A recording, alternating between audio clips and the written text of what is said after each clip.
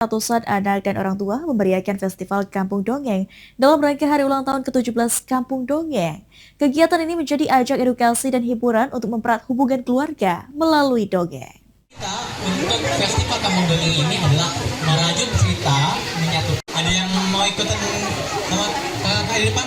Jadi nanti kalau misalkan Festival Kampung Dongeng Sumatera Selatan berlangsung meriah di Komplek Dwi Kencana Utama, Blok G3 nomor 9 Talangkepu. Kegiatan digelar dalam rangka ulang tahun ke-17 Kampung Dongeng ini diikuti lebih dari 200 anak dan 200 orang tua dari berbagai daerah di Sumatera Selatan. Selain menghadirkan dongeng, festival ini juga menampilkan beragam pertunjukan dari peserta kelas pendongeng cilik Sumatera Selatan seperti cerita rakyat daerah, Sirah Nabi, puppet show, sulap, pantun hingga tari daerah.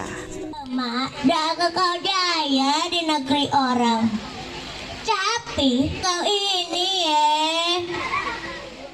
Ketua Kampung Dongeng Sumatera Selatan Nino Sundari mengatakan festival ini mengusung tema merajut cerita menguatkan keluarga dengan tujuan menghadirkan kembali budaya mendongeng di tengah keluarga. Dongeng dapat menjadi sarana mempererat hubungan antara orang tua dan anak di tengah perkembangan teknologi dan penggunaan gadget. ya, kosong. Garasinya Nabi Di 17 tahun Kampung Dongeng, kita mempersembahkan untuk anak-anak Indonesia sebuah festival yang bertemakan Festival Kampung Dongeng Sumatera Selatan dan Kampung Dongeng Indonesia. Nah, Kampung Dongeng di Festival Kampung Dongeng tahun ini meriah banget. Bukan hanya dongeng, tapi juga kita hantarkan semua kegiatan kelas pendongeng cilik.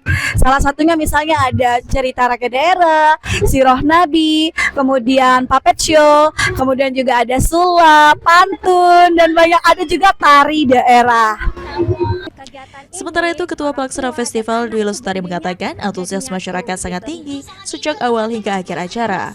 Kegiatan mendongeng mampu menciptakan kebersamaan dalam keluarga karena orang tua dan anak dapat berinteraksi langsung melalui cerita yang disampaikan.